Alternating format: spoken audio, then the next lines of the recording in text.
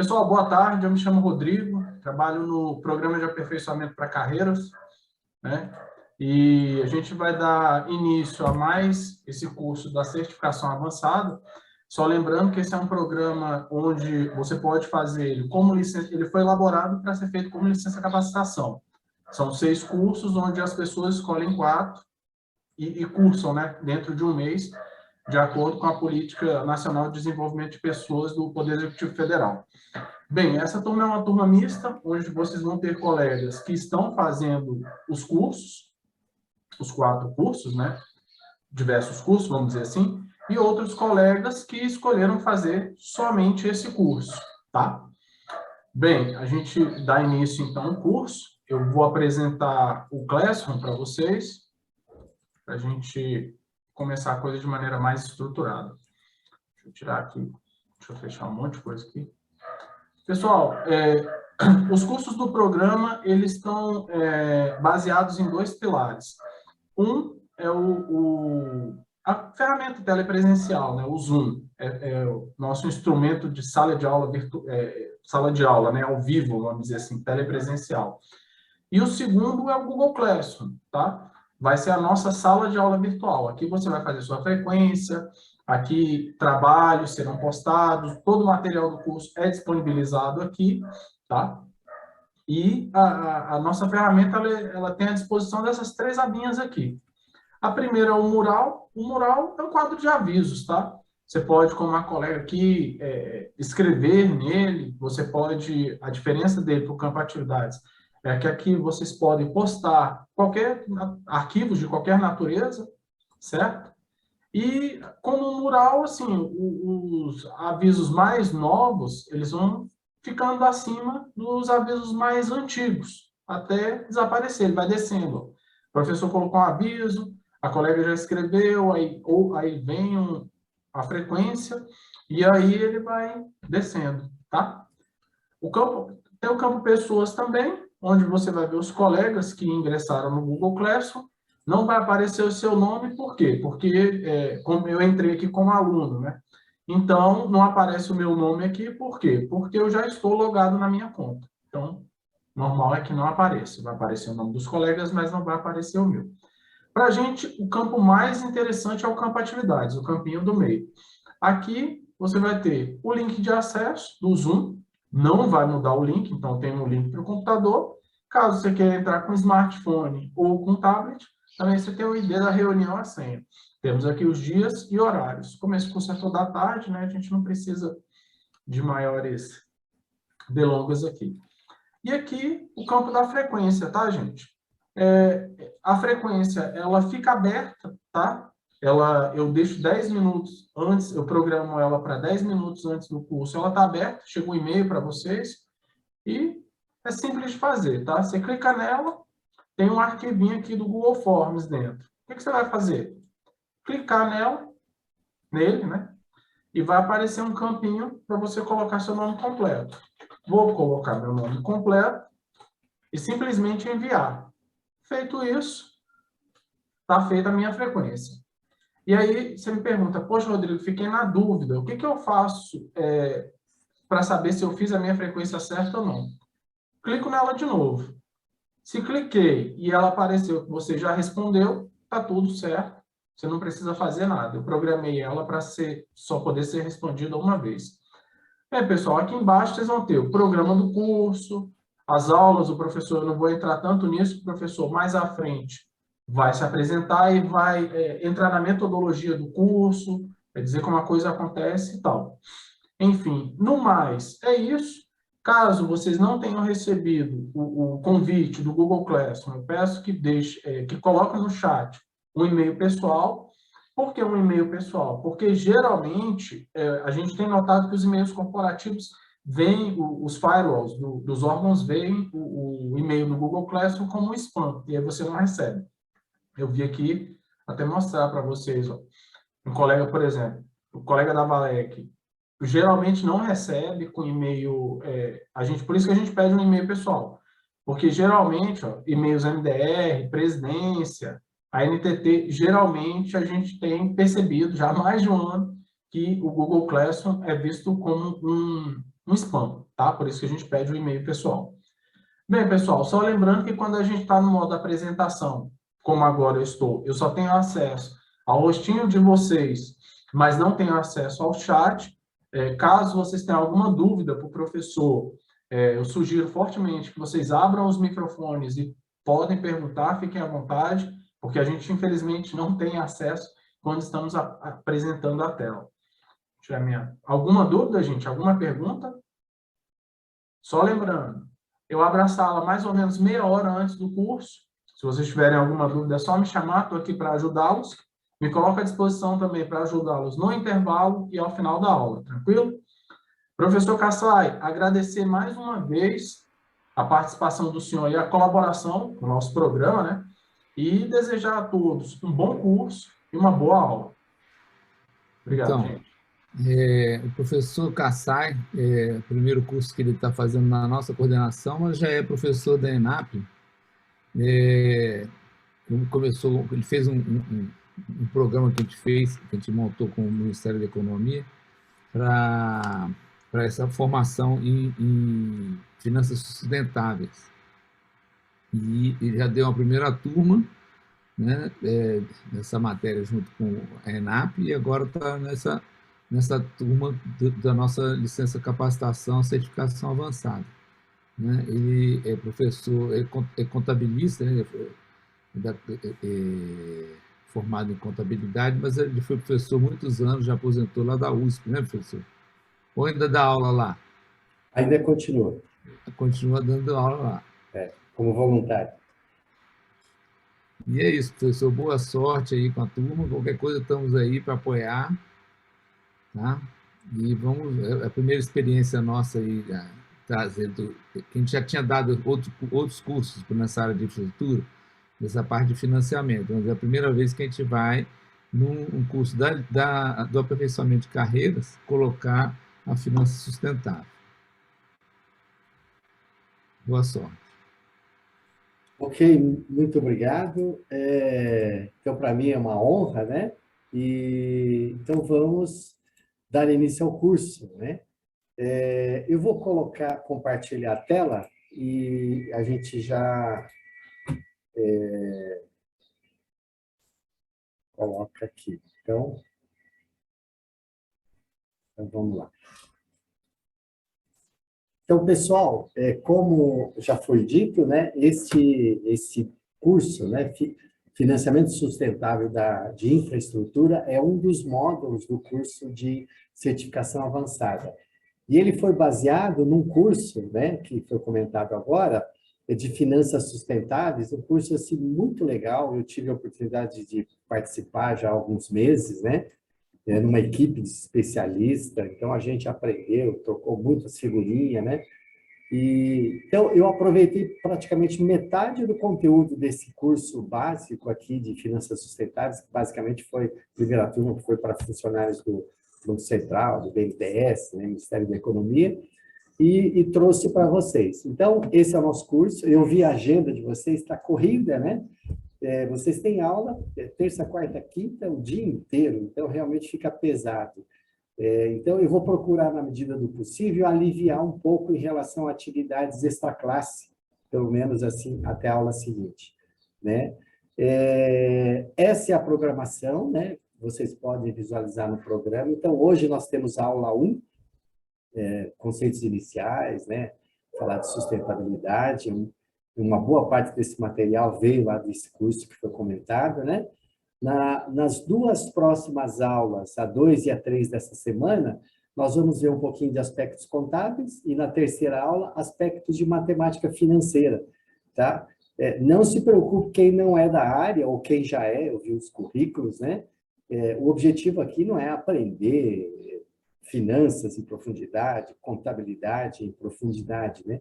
Mas mostrar quais são as ferramentas interessantes para vocês acompanharem projetos, né, os projetos de infraestrutura. Eu tive a oportunidade de assistir a aula ontem e hoje de vocês, né, no período da manhã. Nossa, é muita informação. Acho que vocês são privilegiados, né? Eu estou aqui focado nesse módulo mas vocês estão abertos aí para todos os módulos e experiência, né? Vocês têm a visão do todo. E na semana que vem, nós temos aí a aula 4 e a aula 5, basicamente sobre o material daquele curso de Finanças Sustentáveis, né? E a última aula, a gente seguiu o mesmo modelo. Vocês vão apresentar um trabalho final em grupo. Eu já explico o que é, tá bom? Então, esse é o objetivo, acho que vocês já leram, né? A metodologia já foi explicada. E a avaliação é padrão, né? Nós temos quizzes, então nós temos aí 5 aulas, a apresentação, né? Então, nós vamos ter 5 quizzes. Então, vocês teriam até o final da próxima aula para responder o quiz. Se a gente conseguir terminar a aula uns 10 minutinhos mais cedo, eu libero o quiz, vocês resolvem já. Se tiver pergunta, pode fazer, né? Aí, pelo menos, fica tranquilo, vai dormir e amanhã já tem aula de manhã e à tarde novamente. A 40% a nota do quiz, 60% é o trabalho final. Então, por exemplo, quem fizer o trabalho final, praticamente, e assistir a todas as aulas, já tem os requisitos mínimos, né? E a frequência. Então, por exemplo, se alguém teve 90% de frequência, é 90%. E a nota para avaliar é 6. Obviamente que o objetivo aqui não é cobrar, fazer provas de ninguém, mas a experiência que nós temos aqui na INAP e a própria USP também, se não tiver uma avaliação, a gente acaba se deixando levar pelas outras prioridades. Eu sei que vocês, a maioria, são funcionários de carreira, o curso agora é a prioridade, mas tem um monte de outras prioridades, né? Tem o serviço, tem o trabalho, né? Se tem algum problema, né? Então, vamos falar do trabalho. Hoje mesmo, nós vamos formar grupos, né? Então, grupos de em torno de 6 pessoas, né? E vocês vão apresentar na última aula, que seria na quinta-feira da semana que vem. Vocês vão preparar uma apresentação no formato de relato integrado. Eu já explico, né, no decorrer das aulas, isso aqui faz parte também, o que é um relato integrado. A característica dele, ele tem que ser simples, objetivo e conciso, né? Bem simples, se possível, em uma página só. E inclui tudo aquilo que a gente imagina que é importante, né? Estratégias, desafios, né? E na dimensão de 6 capitais. Então, esse relato integrado é uma nova proposta contábil, que não é só a moeda financeira, são 6 moedas, a gente já vai mostrar para vocês quais são. E incluindo valores estimados.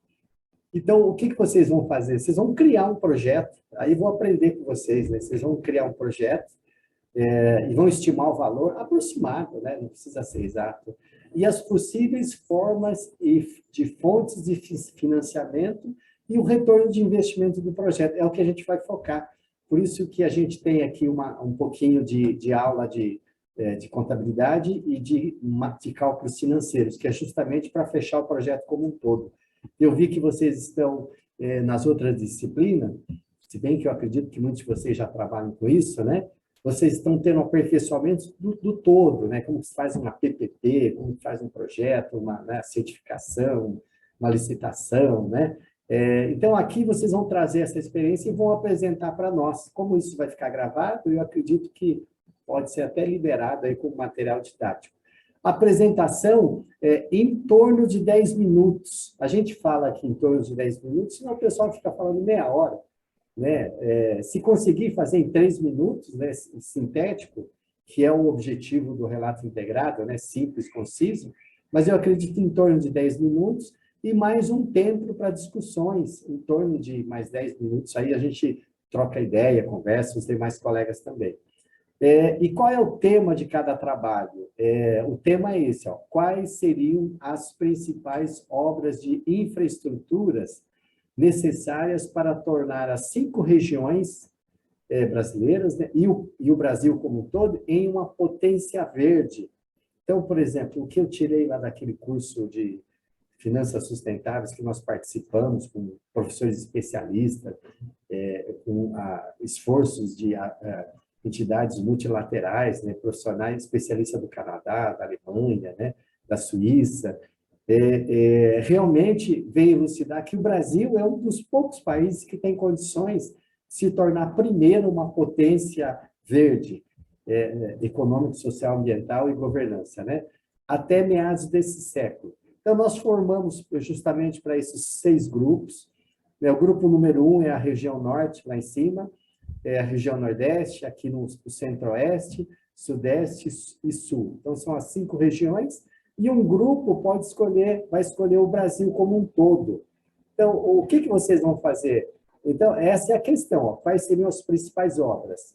Então, por exemplo, você pode pegar a região norte. Então, eu imagino lá, vocês vão focar. Vocês podem focar todas as principais obras que vocês acham importante para esse objetivo. Ou, se for o caso, você pode focar uma só importante, ou todas, ou um projetão geral, e aí assim, a criatividade fica a critério de vocês. E do Brasil como um todo, a mesma coisa, você pode colocar todas as obras que vocês acharem, né? Aeroporto, infraestrutura, educação, saneamento, mobilidade, né? Ou vocês podem escolher uma, por exemplo, saneamento. Vamos resolver o problema de saneamento, assim, o saneamento no Brasil inteiro, né? Então, esses são os temas. A gente vai formar salas de grupos, né? Acho que vocês já tiveram essa experiência nas outras aulas. Então, vão ter esses 6 grupos. E é assim, mais ou menos 6 pessoas. Então, vocês entram no grupo que vocês quiserem. Se tiver muita disputa, a gente negocia, sai de um, entra para o outro, né? Então, a ideia é formar esse grupo hoje, tá? O que é o modelo de relato integrado? Vai ter uma aula de aspectos contábeis que a gente vai explicar um pouquinho mais, né? Mas é um modelo que já foi adotado pelo TCU, né? Tribunal de Contas da União. Assim, uma empresa faz um relatório contábil, por exemplo, a empresa de capital aberto, tem 500 páginas, né? Tem empresa que chega a 800, né? Tem aquele formulário de referência, tem as demonstrações contábeis, tem um monte de informações. O do Itaú, por exemplo, 480 páginas, o relato integrado tem 40 páginas, quer dizer, ainda tem bastante, mas assim, ele consegue ir direto ao ponto. E aqui eu coloquei um modelo, talvez vocês consigam simplificar isso numa página. Então, o centro aqui você coloca o quê? Aqui, ó, relato integrado do Brasil, o relato integrado da região norte. Então, eu coloco o propósito, quais são as estratégias, né, de longo prazo, qual é o modelo de negócio. Uma empresa, por exemplo, ela tem um modelo de negócio, a INAP tem um modelo de negócio. E o mais importante, como que agrega valor ao longo do tempo. Então, o que vai colocar no relato integrado? Tudo aquilo que for material, relevante, que é a pergunta que ninguém sabe responder. Os relatos integrados que nós vimos ou ajudamos a fazer aqui no Brasil, né, e fora também, a primeira descoberta de quem fez o relato integrado, assim, ninguém sabe o que é relevante. Você perguntar para um diretor, é um conceito, para o outro, agora é na visão do todo. Então, a primeira constatação é que não há uma integração. Então, tem um conceito chamado de pensamento integrado, que, então, é isso que vocês têm que procurar ter. Então, isso aqui é o que vai no meio, né? É o coração da empresa. E aí, nos 6 capitais, então, tem capital humano, capital financeiro, capital ambiental, natural, capital produtivo, também chamado de manufaturado, tem o capital social de relacionamento e capital intelectual, tá? E em cada um desses capitais, o grupo vai trabalhar durante a semana, né? E vamos destacar aqui o que vocês acham, na opinião de vocês, quais são os pontos fortes daquela região, né? E quais são os desafios para atingir aquela questão, né? Tornar uma potência verde em meados do século, tá? Eu trouxe aqui, ó, esse aqui é o modelinho, tá? Aqui já é um rascunho que os alunos fizeram lá da USP, né? Tem uma disciplina lá chamada Relato Integrado de Sustentabilidade. Então, a gente já faz essa experiência 2 semestres com eles, né? Então, aqui, ó, Relato Integrado do Brasil. Então, olha o que o grupo fez aqui, ó. Somos um Estado democrático destinado a assegurar o exercício dos direitos sociais individuais, a liberdade, a segurança, o bem-estar, o desenvolvimento, a igualdade, a justiça com valores supremos de uma sociedade fraterna, na ordem interna e internacional, com solução pacífica das controvérsias sob a proteção de Deus. De onde que eles tiraram isso? Da Constituição Brasileira, do preâmbulo. Tá bom? Então, aqui vocês vão colocar aqui também o que caracteriza aquela região, né? O capital humano, não vamos aqui, mas você vê aqui, o que é o capital humano? O Brasil, 215 milhões de habitantes, ó, 51% etnia pardos e pretos, expectativa de vida, né? E quais são os desafios aqui eles colocaram? Capital financeiro, o PIB em torno de 2 trilhões, o per capita 8 mil dólares per capita, né? E assim sucessivamente. O ambiental, o Brasil é um dos 5 monster countries. Tem um artigo na bibliografia, se vocês tiverem, acho que é complementar. O Brasil é um dos 5 monster countries. Quem cunhou essa expressão foi acho que George Kennan. Ele era um diplomata americano, professor de economia, e ele faleceu com 105 anos. E ele que cunhou essa expressão monster countries. O que é? Assim, no caso de uma crise mundial, esses monster countries seriam os únicos países que têm condições de dar continuidade na civilização humana.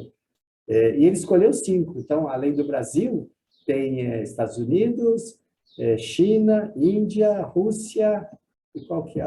E são 5, né? E aí, por exemplo, por que o Canadá não entra? Porque a população é pequena. Por que a Europa não entra? Tem gente, tem espaço, mas não é integrado, né? E assim sucessivamente. Então, o Brasil, ele é um dos 5 e tem, assim, a maior floresta, a maior diversidade, o maior potencial de créditos de carbono, etc., etc. O capital produtivo, aqui a gente colocou exemplos, acho que vocês, na visão de governo, vão ter aí uma ideia grande, né? O capital social de relacionamento, aqui algumas informações, o Brasil é uma república muito nova, né? O sistema presidencialista, etc., etc., os desafios, né? Distribuição de rendas, a educação, saúde, né? Apesar que nós temos aqui o SUS, que ficou em evidência no mundo, né? E o capital intelectual é aquilo que vale mais. Então, vocês vão ver na apresentação de hoje, o PIB brasileiro está em torno de 2 trilhões. Quanto vale a Amazônia? Só a Amazônia da Amazônia vale em torno de 2 trilhões de dólares. Então, se a gente fosse considerar o PIB, não só financeiro, mas ambiental, ele vale aí no mínimo o dobro, né? Então, essa mais-valia, esse goodwill, esse intangível, é o que a gente chama de capital intelectual e tem como a gente avaliar isso também. Tá? Então, esse é o modelo do relato integrado e a gente está sugerindo que vocês apresentem o trabalho assim, coloca a região e separa aqui quais são as principais características e desafios para atingir. Obviamente, no trabalho de vocês vão falar de uma obra, das principais obras de infraestrutura. Tá? Aqui, também sobre o relato integrado. Então, por exemplo, numa empresa, numa entidade, você tem aqui matéria-prima, aí entra, aqui no meio tem o processamento, e aí as saídas são produtos e serviços. Nessa visão do relato integrado, então, não entra só matéria-prima, entra os 6 capitais, tá bom? Tá? E o que sai? Também sai os 6 capitais. Então, por exemplo, você pega a agricultura, ela vai entregar lá o produto, lá o alimento. Mas, por exemplo, no capital aqui entra sol, entra chuva, né? Que são recursos da natureza que nunca ninguém pagou por isso. Eles estão começando a fazer aquela cobrança, pagamento por serviço ambiental, no futuro é bem provável que tenha, praticamente de todos, né? Porque os recursos estão cada vez mais escassos. Então, assim, o relato integrado não é uma novidade, é uma visão que já muitos tinham e que chegou nesse modelo aí. Tá? E no projeto, vocês vão fazer a descrição do projeto, qual é a vida útil. Olha, esse projeto aqui é para 50 anos. Tá? Então, 50 anos não é uma gestão de governo, são várias. Né? Como você vai fazer? É um project finance ou é uma parceria público-privada? Provavelmente.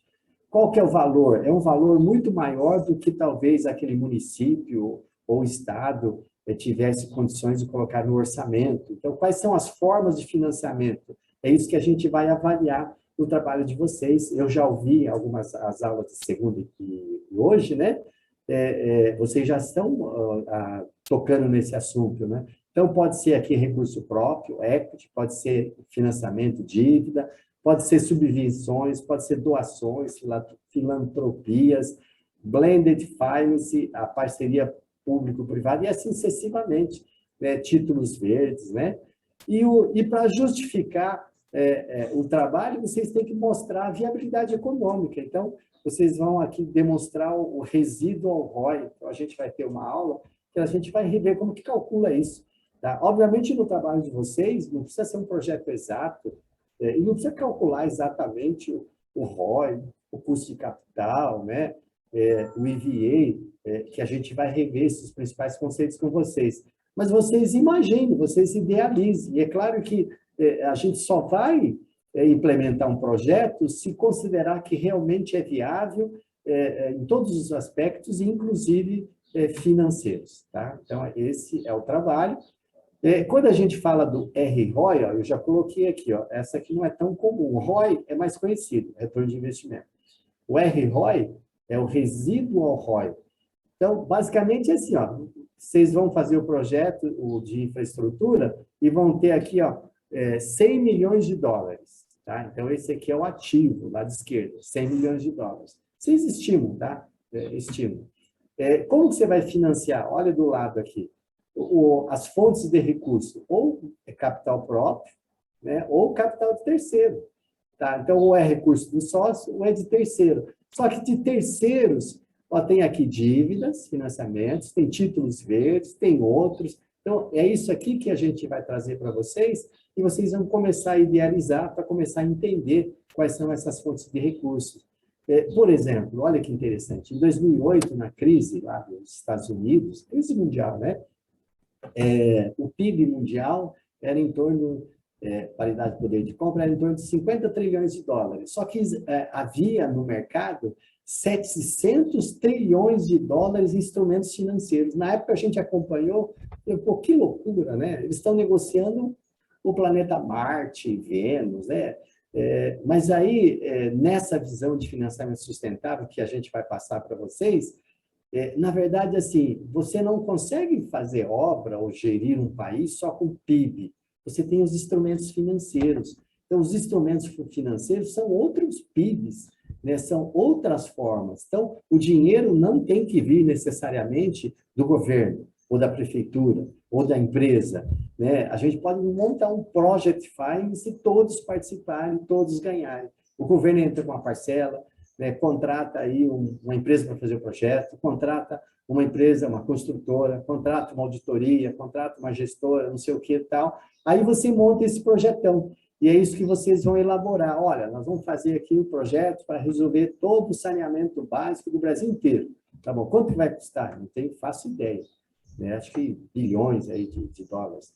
E como que a gente vai financiar? Então, aqui vocês idealizam. Aqui vocês não precisam se prender a legislação, a regulamentação atual, né? Imagine, meados desse século, nós vamos financiar dessa forma. Então, por exemplo, se vocês pegarem aí os project finance começaram no Canadá, depois foi para a Europa, os Estados Unidos, recente também, né? Você pega aquela região ali da Disney, Orlando, quem construiu não foi o dinheiro do governo, né?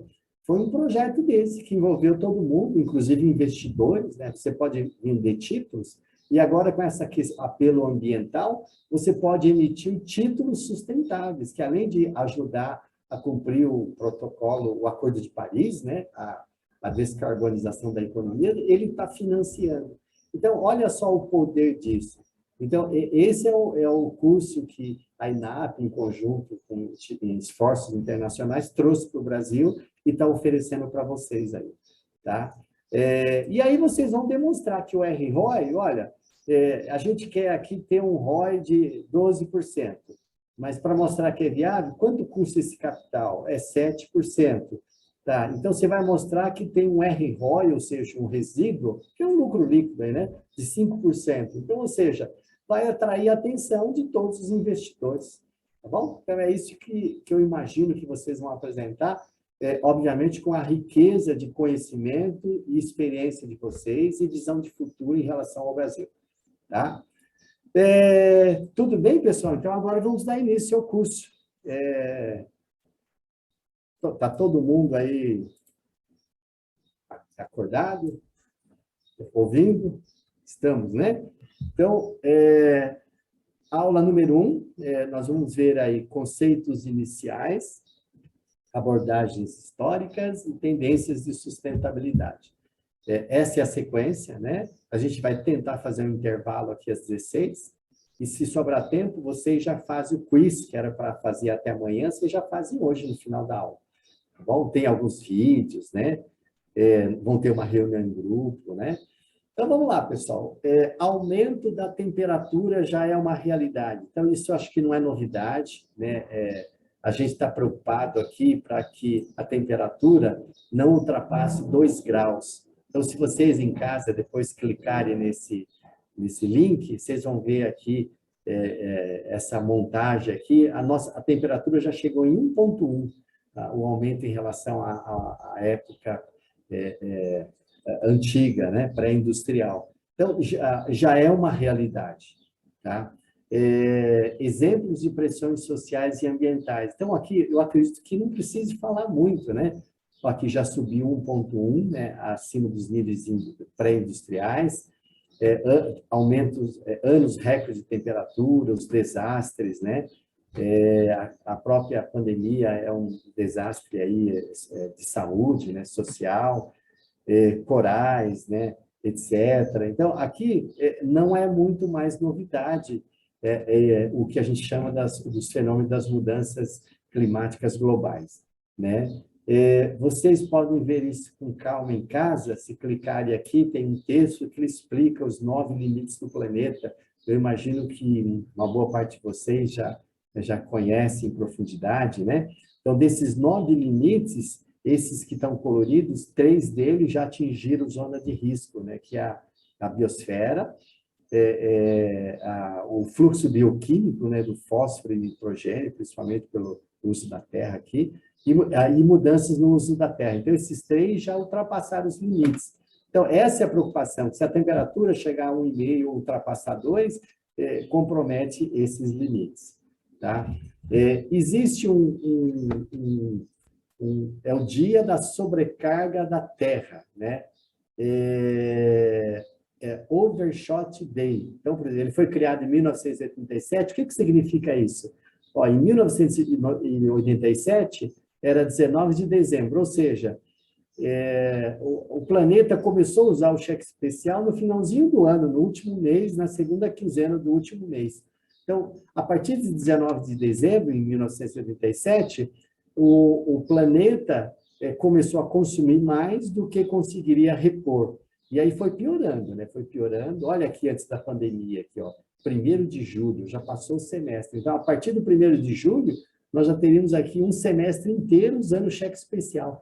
Então, essa é a questão, né? Que acho que vocês já têm consciência.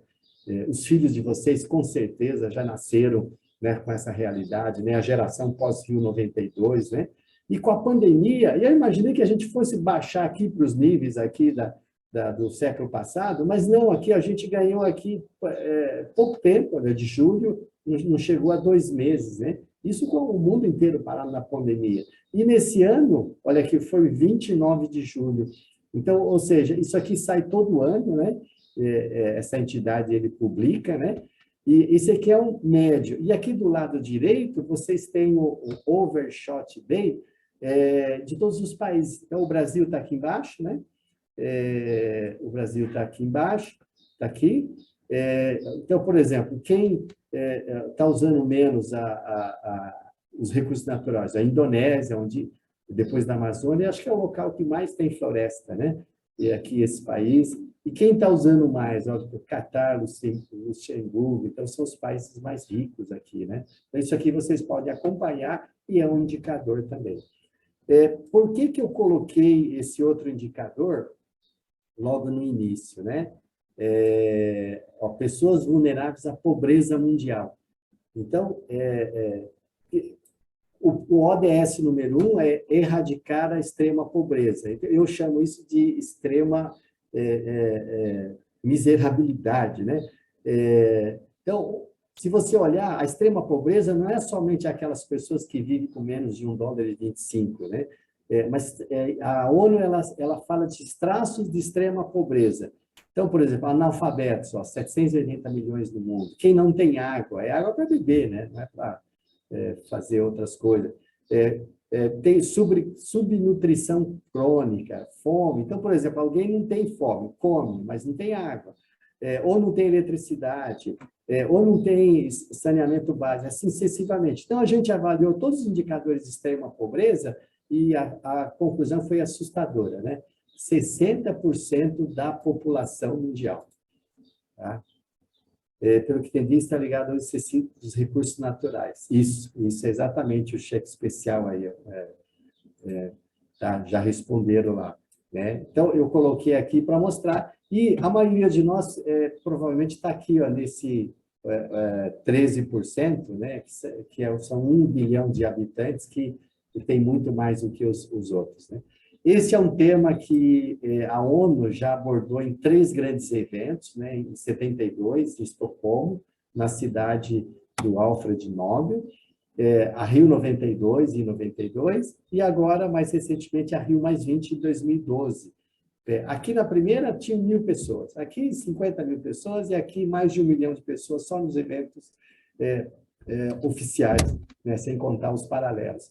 Então, esse é um assunto que está mais do que comentado, né, discutido e preocupação no mundo inteiro. E a gente faz uma pesquisa, pessoal, nós vamos dar uma pausinha daqui a pouquinho, né? As pessoas estão cientes das alterações climáticas? Essa pesquisa a gente fez, olha, 63% sim e 37% não. Então, olha só aqui, ó. Dessas pessoas, olha, na coluna 1, 9% estavam indiferentes, ou seja, não estão nem aí, né? Nem sei o que é aumento da temperatura, aquecimento global, camada de ozônio, CO2, né? 28% acha que não é sério, tá? Que a ciência vai dar um jeito aí de produzir energia, água. 18 já acha que é sério, e eu estou aqui, muito sério, e um grupo aqui seríssimo que não tem solução, que o mundo já devia ter acabado. Tá? E agora, pessoal, vamos fazer uma experiência, até para a gente acordar um pouquinho. Vocês estão vendo aí o QR Code? Então, vocês, acho que já usaram isso nas outras aulas, né? Vocês podem escanear aí no celular, todo mundo pode escanear. É uma ferramenta do Slido, né? E tem essa enquete, né? Em qual das colunas você se classifica em relação às mudanças climáticas globais? Então, tem aí as 5 colunas, eu vou responder aqui, eu já vou colocar também aqui como muito sério, né? Eu já tinha adiantado, aqui já mandei. Já tem 3 pessoas que responderam, olha aqui, seríssimo. 7 pessoas, vamos esperar mais um pouquinho, né? Acho que aí a gente já vai testando aí o celular, né? 8 pessoas já responderam. Você viu que eu nem precisava estar aqui falando, né? 9 pessoas, vamos atingir mais um pouquinho aí. 10 pessoas já responderam. Você viu que a conversa não é diferente, né? Eu lembro que quando nós começamos a trabalhar com isso, uns 15 anos atrás, lá na USP, eu e o professor Nelson Carvalho, que foi presidente do Conselho da Petrobras, a gente combinou o seguinte, nós temos que ficar falando. Ah, tá bom aqui, já estão explicando. Que equipe maravilhosa, obrigado aí, né? Agora, você vê que hoje não precisa falar muito, né? Hoje todo mundo já tem consciência das mudanças climáticas. Então, você vê aqui, 15 pessoas, já temos aí mais da metade, né? Então, você vê aqui, eu vou até guardar essa foto. Então, realmente, a gente está falando com um público que tem consciência, tá bom? Podemos dar continuidade? Eu vou deixar em aberto e eu acho que se alguém quiser depois responder, mudar, fica à vontade, tá? Então, continuando, pessoal, depois dessa breve pausa, na minha opinião, a gente é lá da Faculdade de Economia da USP, né? Esse é o grande problema que nós vamos enfrentar. É claro que tem problemas de ordem climática, social, ou ambiental, né? De alimento, de energia, de água, de poluição, né? A gente tem tudo também.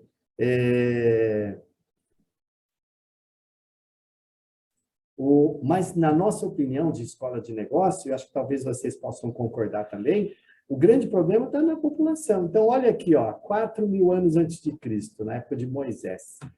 A população era 7 milhões de habitantes. Nós temos municípios aí com mais do que isso. Olha aqui, 1.000 anos antes de Cristo, na época de Buda. Ó, tinha 50 milhões de habitantes. O estado de São Paulo tem quase isso. Olha no ano zero, na época de Cristo, ó, 170 milhões de habitantes. Tinha menos gente do que no Brasil, né? E olha o que aconteceu nesses últimos anos, o que a gente chama de era industrial, né? Teve um crescimento absurdo. Ó, quando eu nasci, em 1961, a população era 3 bilhões de habitantes, né? Hoje está chegando a 8, tem 7,9 bilhões de habitantes. Tá? E não para de crescer. E a ONU diz que, em meados do século, a gente vai chegar em pelo menos 9, de 9 a 12 bilhões de habitantes, né? E a expectativa de vida. Então, na minha opinião, esse é o problema, né? Como que nós vamos abrigar esse povo? Então, pessoal de infraestrutura, na minha opinião, são vocês que vão trabalhar. É claro que tem os ecologistas, tem as outras áreas do governo, tem as empresas também, né? Mas olha quanta coisa que nós temos que fazer para abrigar esse povo. Então, na minha opinião, esse é o grande X da questão, esse é o grande problema aí das mudanças climáticas globais. Tá? Eu trouxe aqui esses 3 grandes homens, na minha opinião, 3 grandes futuristas, né? O Henry Ford, olha só, em 1901, 38% da frota americana em Nova York era de veículos elétricos, tá? E ele já falava que o futuro era carro elétrico, tá? E aí ele pediu para o amigo dele, Thomas Alva Edison, você viu, faleceu com 84 anos, né? Bem acima da expectativa de vida média, né? Então, o desvio padrão devia ser enorme naquela época, né? Pediu para desenvolver uma bateria, né? Que é o que a gente está quebrando a cabeça hoje, né? Vai fazer bateria com o quê? Com nióbio, com sal, não sei o quê, né? E aí, enquanto os dois aqui discutiam, né? Esse aqui foi fundador de outra empresa grande, a GE, né? Aí um outro americano chamado Coronel Drake, eu li a biografia dele, era chamado de louco, né? Esse aqui era louco mesmo, ele teimava que existia uma fonte de energia maravilhosa, não sei o quê, mas ninguém acreditava nele. Aí criaram um clube de investimento, os empreendedores botaram dinheiro aí, e ele investiu. Na verdade, ele estava falando do petróleo, que era desconhecido, né? E ele conseguiu adaptar tecnologia de exploração de poços de sal e conseguiu furar o primeiro poço de petróleo, né? E olha que maravilha, 5 anos depois do primeiro poço, né, já existiam no mundo, inclusive no Brasil, mais de 500 indústrias petrolíferas produzindo petróleo, alguns centavos de dólar o barril. Então, olha só, uma energia maravilhosa, barata, fácil de transportar, fácil de armazenar. Por que eu estou falando isso, pessoal? Porque talvez os grandes problemas daqui para frente, eles sejam na minha opinião, muito mais de ordem econômica, né, do que só social, ambiental, de energia. Claro que tem todos os problemas, mas olha como a economia ela dirige o futuro, né? Aí, com isso, enterraram os projetos. Você vê que a placa fotovoltaica foi inventada em 1880. E nós estamos voltando a falar nisso agora, né? Então, olha a importância aí da economia e com essa ferramenta de finanças sustentáveis, de instrumentos financeiros, que isso era um privilégio dos países desenvolvidos e que está chegando no Brasil e outros países em desenvolvimento. Tá? E por que a gente fala, então, de... a tônica desse curso é ESG, que é o Ambiental, Social e Governança. Então, que são aspectos, a gente chama assim de aspectos não financeiros. Esse gráfico aqui ajuda a entender o que está acontecendo no mundo hoje, né? Na década de 70, 60, o valor de uma empresa, o preço da ação, o valuation de uma empresa, ele era muito mais tangível aliás, tangível do que intangível. E olha o que aconteceu hoje. Hoje, mais de 90% do valor de uma empresa, do preço das ações, do valuation, né? Ou do próprio Brasil, vocês podem, a gente vai ver a forma de valuation, assim como a gente pode calcular o valor da Amazônia, vocês podem calcular o valor do Brasil, da região norte, etc., né? Mais de 90% é uma parcela não financeira, né? Por exemplo, a Petrobras investiu mais ou menos 250 bilhões de dólares, e quanto que vale no mercado? Deve valer, já chegou a valer 240, valia até menos o preço das ações. Agora você pega a Apple, que na época era a maior empresa na Bolsa. Ela investiu o equivalente à Petrobras, e quanto que vale na Bolsa? Ela vale 1 trilhão de dólares, passou de 1 trilhão. Então, olha o capital não financeiro. Então, o que faz parte desse capital financeiro? São as moedas não financeiras. Então, isso eu acho que vocês têm, assim, bastante possibilidade de abordar. Você pega, por exemplo, o orçamento do Brasil, o orçamento de um estado, o orçamento de um município, o orçamento de uma entidade de vocês. Então, sei lá, 100 milhões. Na verdade, o que vocês estão produzindo, na verdade, é muito mais em serviços. Então, com 6 milhões de orçamento, por exemplo, de um município pequeno, se o prefeito for eficiente, ele consegue gerar 500 milhões de serviços. Então, o que é esse adicional, esse 400, né? Seria o goodwill, essa parte não financeira. Então, o que vocês trabalham com capitais financeiros e não financeiros. É por isso que a gente pediu para que vocês já fossem abordar esse trabalho na visão do relato integrado e dos 6 capitais, né? Tá? O Nikola Stern produziu um relatório e publicou em 2006. Ele pegou todos os documentos de mudanças climáticas globais e traduziu em dólar. Quanto que vai custar no PIB? Isso foi importante porque atraiu a atenção dos governos e das empresas. Todo mundo começou a olhar para mudanças climáticas globais, não apenas como um problema, mas como um desafio e principalmente uma grande oportunidade. Tem esse outro relatório aqui, acho que se vocês não leram, vale a pena, EMCB, Estudo Econômico das Mudanças Climáticas no Brasil. Ele foi produzido com a ajuda do próprio Nikola Stern, né? E foi coordenado pelo professor Jacques Markovitch, era reitor na USP na época, e o professor Carlos Nobre, do INPE, né? Eles produziram a versão brasileira do relatório Stern. Deve ter aí umas 50 páginas, tudo o que pode acontecer no Brasil até o final do século tem nesse relatório. Muito, muito interessante. A crise hídrica em São Paulo em 2003, estava previsto lá, né? O que vai acontecer com a temperatura? O que vai acontecer com a agrícola? Quais são as epidemias possíveis que já estão no Brasil? Pode entrar. Tem nesse relatório aqui, vale a pena. Tá bom? Quando a gente fala em finanças, a gente pode abordar depois, você pega o ISE, que é o Índice de Sustentabilidade Empresarial da Bolsa de Valores de São Paulo, né? A B3, foi criada em 2005, foi lançada em 2005, e você vê que ela, a partir de 2011, já descolou, olha a boca do jacaré aqui, né?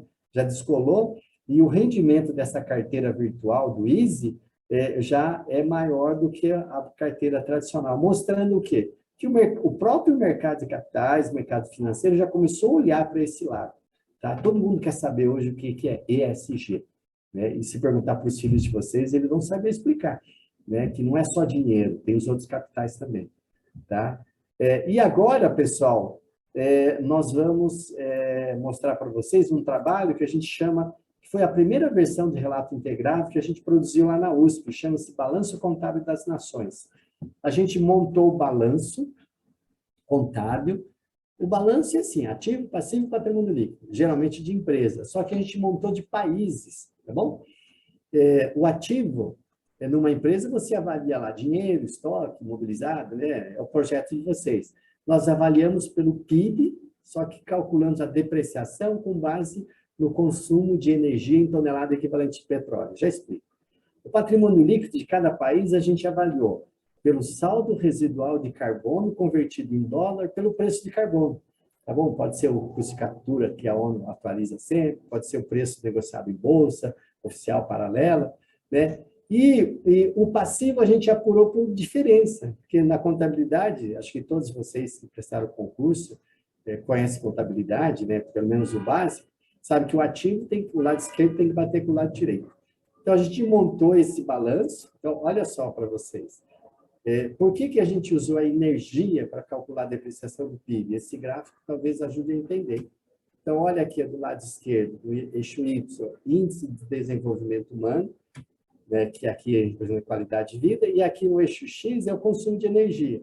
Então, olha os Estados Unidos aqui. Ele tem um índice de qualidade de vida elevado, né, e gasta bastante energia. O Brasil é mais sustentável, ele tem um nível de qualidade de vida de médio para alto aqui, né, tá bom, né, na média, e não gasta tanta energia, até porque a nossa matriz elétrica é privilegiada. O que seria um país sustentável? É que essa bola cor-de-rosa aqui perto da Argentina, não sei por que está ali, né, seria o quê? Gerar para a população um nível de qualidade de vida elevado, só que não à custa de consumo de energia, poluição, etc, etc. Então, nós calculamos o PIB. Então, por exemplo, o PIB dos Estados Unidos ou da China são os maiores, mas vamos ver a depreciação, né? E como que a gente fez isso? Eu vou mostrar essa conta aqui para vocês. A energia, o consumo médio mundial é 1,69 tonelada equivalente de petróleo. Isso aqui é uma medida equivalente. Então, não é só petróleo. Aqui é petróleo, hídrica, nuclear, todo tipo de energia. Então, se a gente pegar... E aqui nós convertemos, lá na Unicamp, né, com o professor Ortega, ele tem uma disciplina lá que chama-se Energia, com M. Quem se interessar, é um assunto interessante. A gente converteu isso em 46.300 quilocalorias por dia por habitante. O que significa isso, pessoal? Se a gente pegar toda a energia consumida no planeta, dividir por 365 dias e dividir por 8 bilhões de habitantes, a média mundial é 46 mil quilocalorias. Como que a gente pode entender isso? Olha, refeições do dia, sei lá, 2.000 calorias até. Tem gente que é até menos. Aí, a energia de transporte, a iluminação, o ar-condicionado, a calefação, né? Se pegar toda a energia consumida per capita por dia, dá 46 mil. Vocês têm ideia, pessoal, do Brasil? Ou dos Estados Unidos? Vocês têm ideia? Alguém chuta? Vamos ver aqui para a gente quebrar o gelo um pouquinho. Alguém poderia falar aí do Brasil? Chuta. Se a média mundial é 46, quanto seria o Brasil?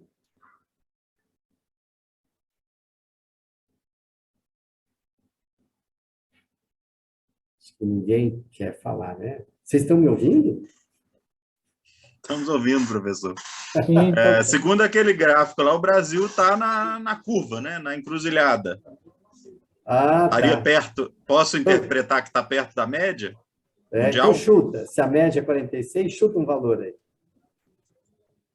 Não sei, 45, 40, 45. 39. Chute. Agora, chuta Estados Unidos. Esse você não acerta. Eu te dou 3 chances. 200, professor. Acertou. Nossa! Pronto. Acertou. Tem gente que pega a primeira chance. Você vê?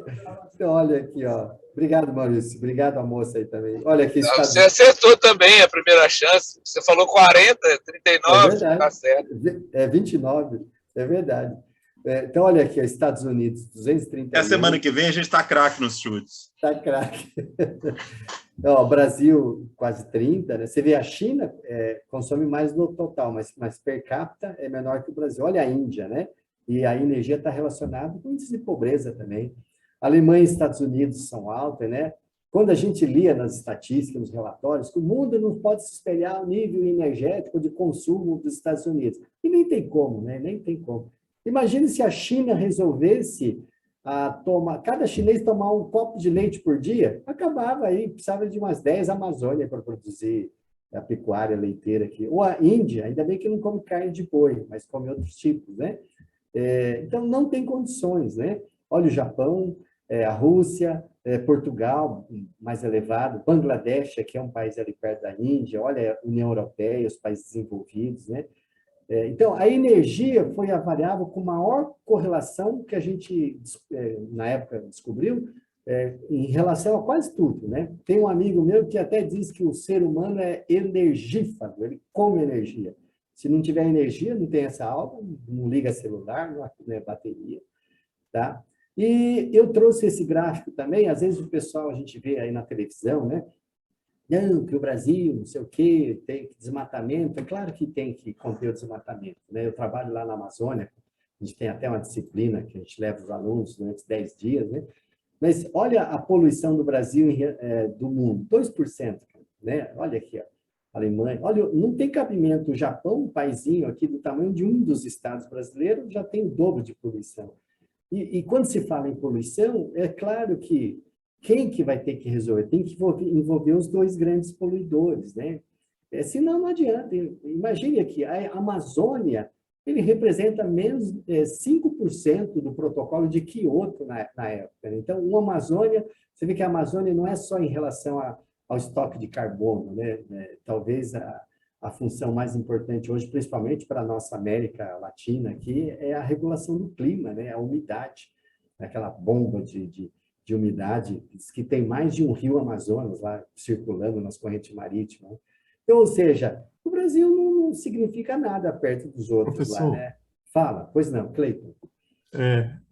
Uma dúvida. Esses dados são de que ano o senhor tem essa referência aí? Minha dúvida é questão dos últimos anos. Eu venho atualizando já uns 10, pelo menos, né? Mas isso aí deve ter aí uns 5, 3 anos, assim. Tá? Então, você vê que o Brasil pode aumentar um pouquinho, né? Mas são mais ou menos recentes, de alguns anos. Tá? Se você tiver alguma fonte mais atualizada, manda depois para a gente no chat, nos e-mails, né? E a gente vai atualizando, ou nas apresentações. Professor. Pois não, Júlio. Professor, boa tarde a todos. Eu queria que você comentasse aí a Indonésia, que eu estou achando tão alto, porque lá atrás ele estava, no slide anterior, ele estava bem baixo. Aquele lá era do Overshoot Day. E aqui está alto. Ele está mais do que o dobro do Brasil. E que lá tem muito desmatamento, acho que deve ser por isso também. Né? Brasil e Indonésia são os que têm as maiores florestas do mundo, né? A Amazônia que é a maior, né? Mas deve ser isso. Eu não saberia.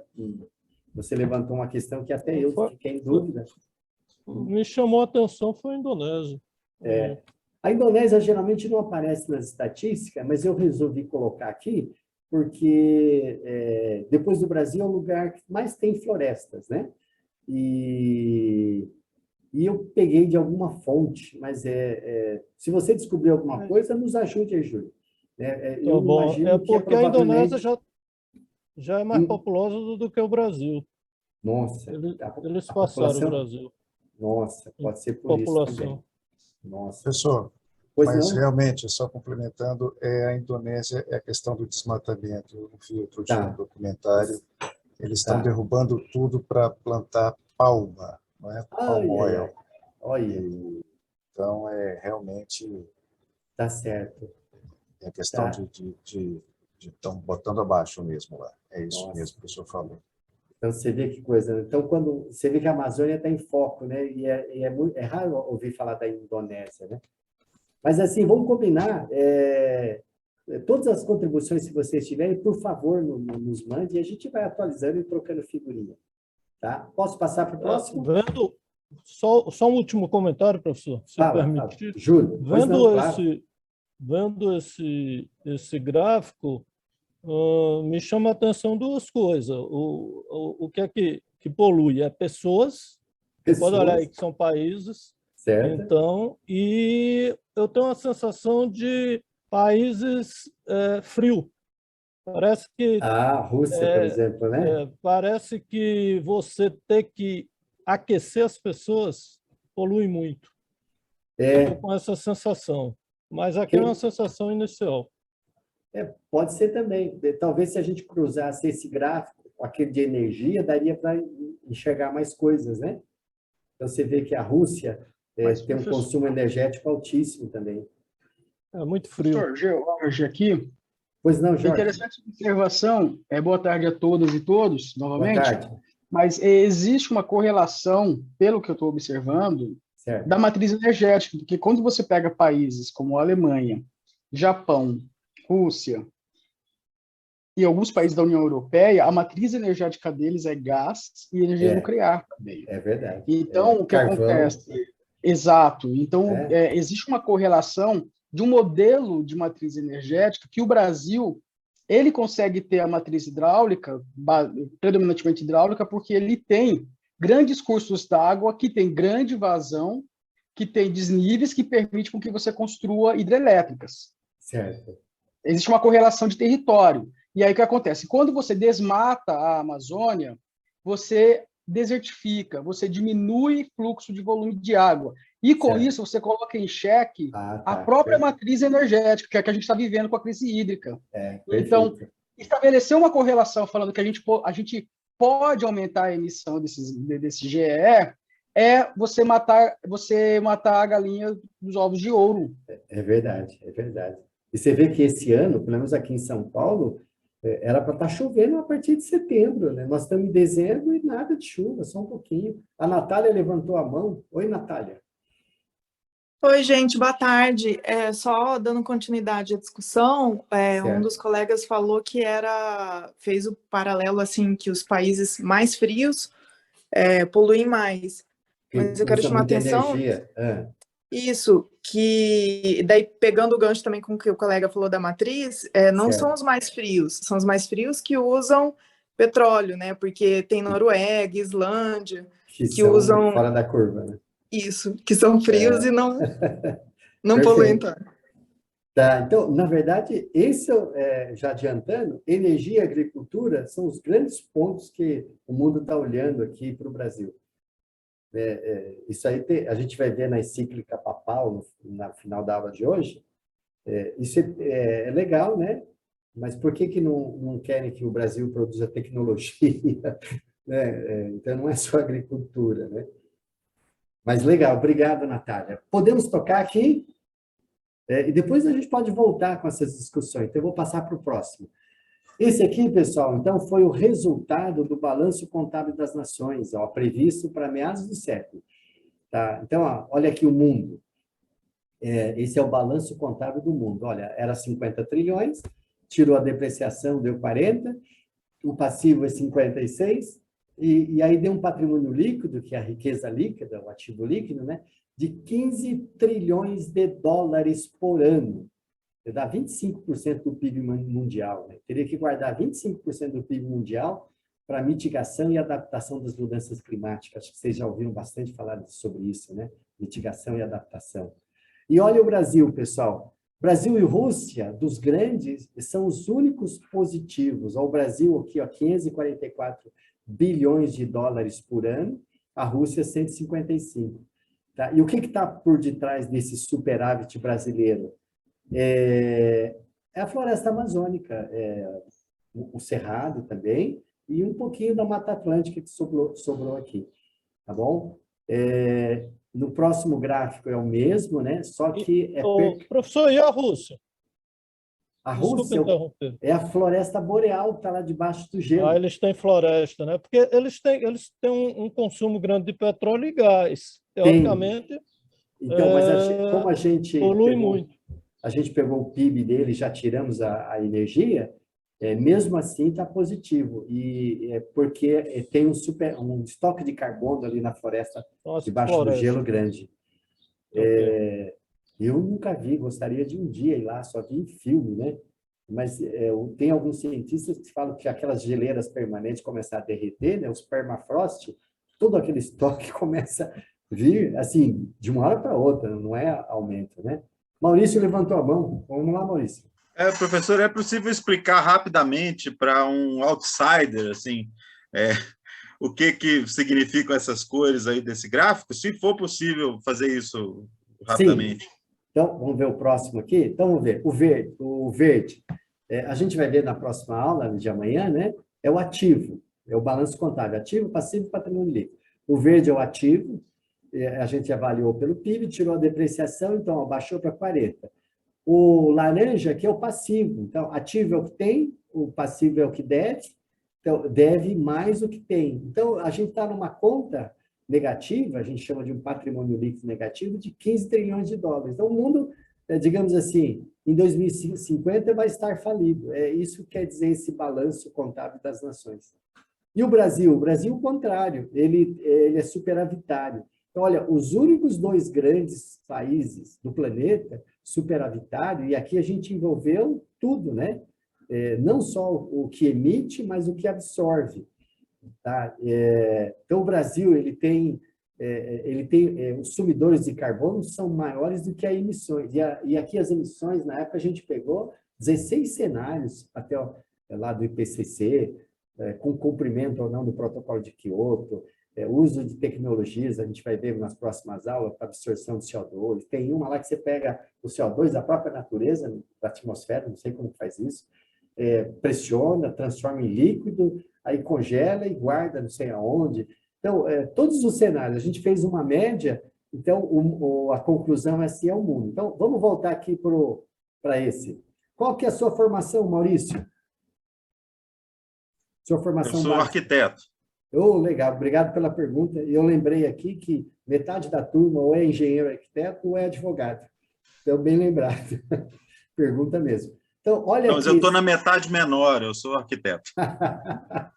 Que nada. Então, olha aqui, esse aqui é o mesmo gráfico, só que é per capita. Olha aqui a previsão meados do século. Então, olha o mundo aqui. O PIB per capita era em torno de 10 mil dólares, tira a depreciação, então fica 6,2 mil dólares por ano. É o ativo. É o quanto cada um dos 8 bilhões de habitantes tem de ativo líquido. Só que o passivo, que é o que deve, e aqui é passivo não só financeiro, mas ambiental, social, né? Aí envolve Covid, né? Tudo, é maior do que tem. Então, dá negativo, é como se a conta não fecha. Então, o que significa esses 2,3 mil dólares por ano? Cada um dos 8 bilhões de habitantes tem que guardar 2.300 dólares por ano para mitigação dos efeitos de mudanças climáticas globais. Então, é isso que quer dizer esse número. E o Brasil? O Brasil é positivo, então cada brasileiro gera 2,8 mil dólares por ano para o planeta. Tá? Não tem cabimento a China ter mais projeto MDL de crédito de carbono que o Brasil. Lá na China, ter um projeto de crédito de carbono é permissão para poluir. Agora, o Brasil é o único, Brasil e Rússia, né? Eles são os únicos legítimos que poderiam ter legitimidade para ter projetos de carbono.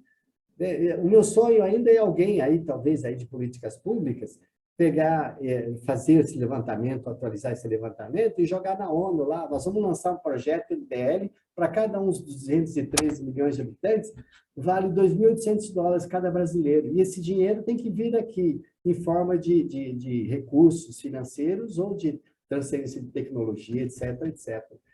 Né? Porque não é olhar só o que gasta, mas é o que absorve também os dois lados. Né? Então, esse é o resultado. Obviamente que a gente está correndo aqui, simplificando, esse artigo faz parte do livro, da bibliografia básica, tem um artigo que eu disponibilizei, tem a leitura e tem os e-mails também, a gente pode trocar ideia junto, aí, né? Um trabalho aí bastante prospectivo. Tá bom? Então, a conclusão desse balanço é que o planeta vai estar falido em meados do século. Bom, continuando,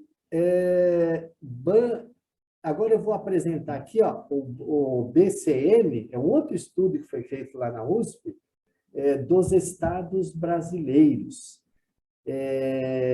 Só que vamos abrir uma pausa aqui, eu vou interromper o compartilhamento, só para a gente, 2 minutinhos, né? E dos estados brasileiros, pessoal? Vocês queriam um ou dois aí, colegas, falar alguma coisa?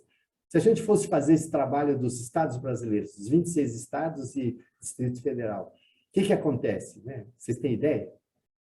Antes de eu apresentar para vocês?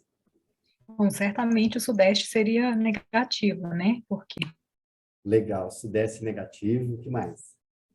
Também a parte do Norte ali, eles usam muito gerador a diesel, né? Não, também polui bastante. Só gerador polui, o que mais? E o Distrito Federal, ele teria uma baixa pegada, porque ele é um território bastante regulado e tem uma matriz econômica diferenciada de serviços. Legal. Então, vamos tocar aqui. Eu voltei a compartilhar. Vocês estão vendo o slide? Sim. Sim, estamos vendo. Então, eu vou mostrar aqui para você. E o Brasil, como está a situação? Vamos lá, pessoal. Então, vamos lá. Esse aqui é um outro artigo que foi publicado, né? Há uns 10 anos, aí, pelo menos, e está em detalhe. Então, você vê que São Paulo não é o estado que tem o maior consumo per capita de energia. Lembra que a média era 46? A média brasileira é 33. Porque o denominador é alto, né, professor? É a maior população. É verdade. Olha o Paraná aqui também, o Mato Grosso está na frente, né? Isso em consumo de energia, tá? E se fizer essa correlação com emissões, também deve dar. Olha as emissões aqui. Pessoal, alguém conhece aí o Mato Grosso? Quem pegar aqui a região do Mato Grosso? Eu sou mato-grossense, professor. É o Jorge? Isso. Então, aqui, ó, ajuda a gente a explicar aí durante as aulas, no trabalho também. Você podia pegar essa região, você vê que o Mato Grosso já passou São Paulo em emissões, né? São Paulo era os Estados Unidos do mundo, você vê que o Mato Grosso, o Pará é fácil, é pecuária, né? Aqui também, Mato Grosso deve ser, né? Então, é o modelo de desenvolvimento. E que está seguindo o que os países desenvolvidos fizeram, o que São Paulo fez, a região sudeste fez. Tá? Então, aqui tem a emissões totais e emissões per capita. População, então, ao denominador aqui, São Paulo deve ter uns 45 milhões, pelo menos, né? Alguém de vocês falou lá atrás, né? Deve ser algum engenheiro. Olha a correlação entre população e energia, né? Você vê que tem um índice forte de correlação, bem próximo a 1, né? Aqui, né? Então, a energia está relacionada. Aqui eu sempre comparei São Paulo com Amazonas, eu sempre comparo dois, eu já dei essa palestra aí para quase todas as capitais brasileiras, eu vou comparando São Paulo com aonde eu vou, né? E a Amazônia, porque é um diferencial aí. Olha o tamanho, né? A extensão brasileira, o nosso país é maravilhoso, né? Muito grande. E olha só aqui, São Paulo, perto do Amazonas, né? Olha o tamanho do Amazonas. Olha, o Pará também é enorme, né? O Mato Grosso também, os dois têm bastante floresta amazônica. Né? O Pará já desmatou aqui uma boa parte, né? Não chegou a metade ainda, mas está indo lá. E o Amazonas aqui ainda tem floresta, vamos ver lá. Esse gráfico aqui é legal, pessoal. Vocês podem até... a população dos estados e número de bois. Então, vamos lá, pessoal. Olha, São Paulo, olha aqui. São Paulo tem mais gente do que boi. Então, está aqui. Vamos ver o Mato Grosso. Aí, Jorge. Mato Grosso tem mais boi do que gente. E no Brasil? Tem mais boi do que gente. Então, tem mais de um boi, 1, alguma coisa boi por pessoa. Tá? Quando a gente mostra isso para os alunos lá na graduação também, eles levantam a mão, professor, então é fácil resolver o problema da fome, é só parar de comer carne. Até porque a agricultura, acho que 80% pelo menos, não vai para a alimentação direta, né? Não é nem energia, vai para a pecuária, né? E isso sem contar aqui, ó, bubalinos, suínos, caprinos, né? Olha aqui, peixe, isso aqui eu peguei dados dessa semana, eu estava preparando a aula. Olha a agricultura aqui também, né? Olha, o estoque, né, de arroz, feijão, aqui você vê que trigo tem bastante, né? Você vê que o arroz é bem mais que o feijão, né? No Japão, lá come bastante arroz. Eu achei que estava equilibrado arroz e feijão. No Brasil, o trigo, e olha o milho e soja, né? E o milho e soja é o componente básico aí da ração, né? Então, como resolver o problema da fome? PIB. Então, olha aqui, São Paulo tem uma importância no cenário brasileiro na parte econômica, né? Seria São Paulo, Rio Grande do Sul, Rio de Janeiro, Paraná, Minas, né? O PIB do Amazonas é pequenininho, mas o financeiro, se for olhar o ambiental, é o maior, né, de todos, né? Quem sabe, numa próxima apresentação, a gente mostra aqui o PIB ESG, né? Não só o financeiro. Aí embaixo, o per capita, Distrito Federal, o per capita é maior. Esse aqui é legal, pessoal. Olha aqui, ó, agricultura. Então, vamos ver São Paulo. São Paulo já desmatou tudo, né? Mata Atlântica, acho que tem 5%. Só que, ó, lá tem mais agricultura do que floresta. Vamos para a Amazônia, né? A Amazônia tem muito mais floresta nativa do que pecuária. O que estão tentando fazer na Amazônia e em outros estados que tem a Amazônia? É o que São Paulo já fez, né? Então, olha só aqui, né? Olha a agricultura aqui. E aqui é uma reflexão que a gente nem pode interromper para a gente fazer um intervalo daqui a pouco, mas eu fiz ontem eu estava revendo esse slide, isso aqui eu peguei dados do Ministério aí de vocês, né? Arroz, feijão, trigo, milho e soja, os principais. Aí eu somei, unifiquei aqui tudo em milhões de toneladas, então dá 284 bilhões de quilos, ou 284,2 milhões de toneladas. E a população brasileira hoje está em torno de 213, né? Significa o quê? Se a gente pegasse tudo isso aqui e fosse dividir só para a gente, pessoas, caberia quantos quilos por dia per capita brasileiro? Alguém? Quem que já fez essa conta aí? Fala para a gente.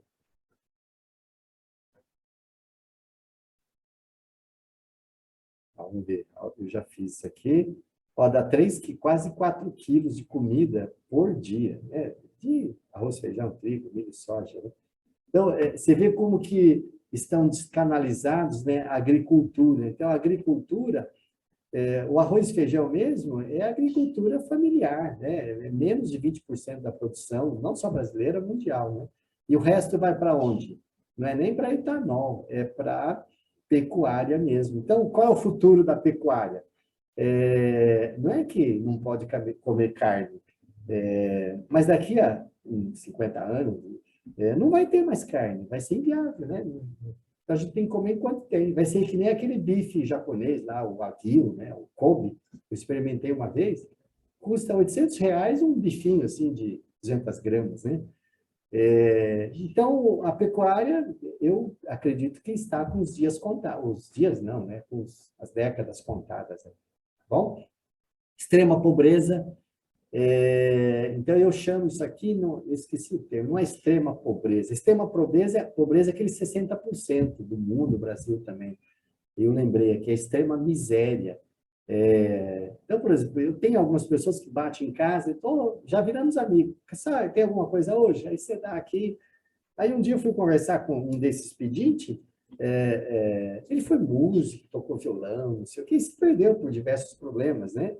E aí falou, você está recebendo auxílio emergência? Não, porque não tem documento, não tem nada, né? Então, eu diria que é extrema miséria. Então, a extrema miséria no Brasil já reduziu, né? E existe bastante ainda. Coleta de esgoto, eu imagino que um dos trabalhos aí vai de vocês, em grupo,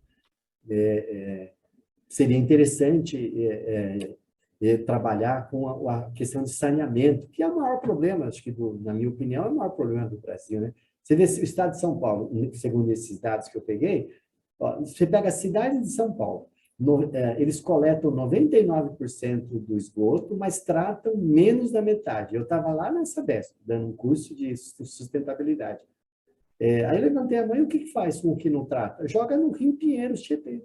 E eu achando que aquele rio fedido lá era porque as casas jogavam lá. Não é nada disso, né? E eu falei, quando que vai resolver? Olha, é um problema sério, tem áreas tombadas, tem que desapropriar, né? Então, eles estavam prevendo para consertar isso daqui a algumas décadas, né? Jundiaí, onde eu moro, aqui no estado de São Paulo, perto de Campinas, na terra da uva, coleta 99%, mas trata 100%, que é um modelo diferenciado, né? É uma autarquia municipal, né? E a média do Brasil aqui é 55% de coleta, não é nem de tratamento. Eu estava almoçando na casa do reitor de Rondônia, e aí ele foi mexer lá, porque o esgoto na casa dele é uma fossa, e na capital, né? Então, talvez com a pandemia, aí, questão sanitária, talvez aqui as políticas públicas começam a olhar para isso aí com mais intensidade. Tá? E aqui, pessoal, vamos lá para a gente encerrar essa parte do Brasil, o resumo dos estados brasileiros. A boa nova é que aquele primeiro trabalho foi feito com dados do IPCC, e esse agora foi feito com dados internos, se bem que o Brasil passa os dados do IPCC, né? Então, deu 500 e poucos bilhões de superávit. Então, o Brasil realmente é o país com maior superávit do planeta. esse superávit líquido, tá? Que considera não só as emissões, mas o que absorve também. E a má notícia é que esse superávit ele é basicamente por causa desses dois grandes aqui, estados, Amazonas e Pará. Você vê o Pará aqui, né? O Pará era para ter um superávit parecido com o da Amazônia, mas já desmatou bastante aqui, né? E esses círculos verdes é onde tem floresta amazônica. Então, você viu aqui, Maranhão, Rondônia, Mato Grosso, já estão com patrimônio líquido negativo, ou seja, já estão devedores. Tá? E eu diria que quanto vale a Amazônia, né? Então, se você somar os verdinhos aqui, dá 1,8 trilhões de dólares. Então, na minha opinião, é que não existe essa medida ainda, mas a gente deveria somar ao PIB brasileiro de 2 trilhões, mais 1,9 trilhões de referente ao superávit ambiental. Tá? Então, no mínimo, isso é o que vale a floresta amazônica que está distribuída nesses 9 estados aqui. Tá? Numa visão não só financeira, mas também ambiental, principalmente. Tá? Esse é o per capita, chega mais ou menos nas mesmas conclusões. Então, você vê o Brasil, lembra que a gente falou? Cada brasileiro contribui com o planeta com $2.800. Cada amazonense contribui com $350 mil. Então, olha a contribuição lá, né? E você pega o estado do Amazonas, tem lá, quanto? 4 milhões de habitantes. 99% mora em Manaus. E o resto mora nas florestas. E quem está na floresta? Indígenas e ribeirinhos, né? Distante de tudo. Agora que está chegando energia, né? Elétrica, agora tem aula, né? E conclusões, tá? Então, vamos voltar aqui. Vamos desinterromper aqui um pouquinho. Já estamos quase na hora de interromper. Já estamos quase na hora do almoço, né?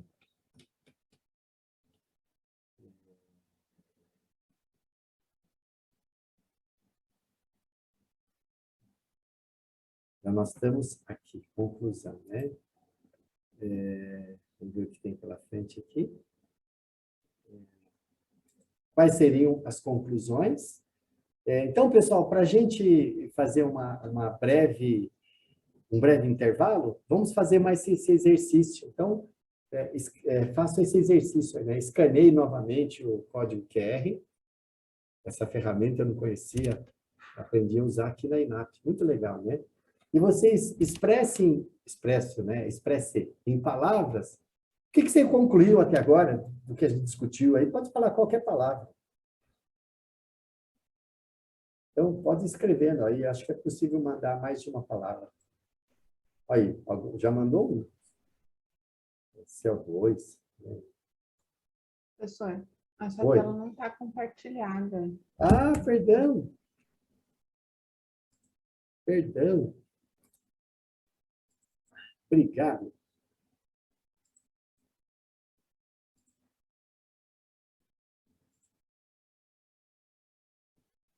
Tá, então, aqui o teste. Então, agora acho que vocês estão... Está vendo aí? O código de barra? Sim. Tá, então, comece a mandar. Ó, já 2 aí. Desafio. Legal, que desafio, hein? Desafio. Olha aí, alguém falou Amazônia.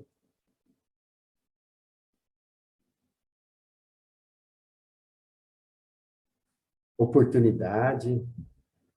Mais algumas palavras? Riqueza. Realmente, né? Sustentável.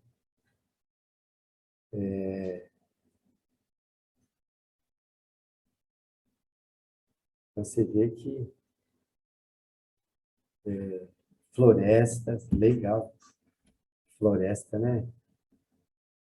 Floresta, Amazônia, sobrevivência. Você vê que tem o aquífero Guarani e tem o aquífero Alter do Chão, lá embaixo da Amazônia, lá para cima, né? Nós começamos a fazer trabalhos na USP, o pessoal da universidade de lá, e diz que esse aquífero é 1,5 vezes maior que o Guarani. Aí pediram para a gente na USP, falaram, não fica falando muito, não, que vai atrair atenção. Ele falou, desigualdade. Olha, você viu? Muita gente escreveu. Falou, se houver a Terceira Guerra Mundial, a gente já sabe aonde vai ser, né? É onde tem água, né? E diz que o aquífero Alter do Chão tem uma vantagem. O Guarani, ele é não renovável. Quando eu gastar, você vê que os Estados Unidos já gastou aí 1/3, a Índia já gastou 4/5, a China está gastando, né? Quando acabar essa água, acaba. O Alter do Chão diz que tem uma rocha porosa, e como tem a Amazônia e chove todo dia, ele é renovável. Então, olha quanta água que tem lá. E essa água ele vem não só pelos aquíferos, né, debaixo da terra, ele vai para aqueles rios voadores, né?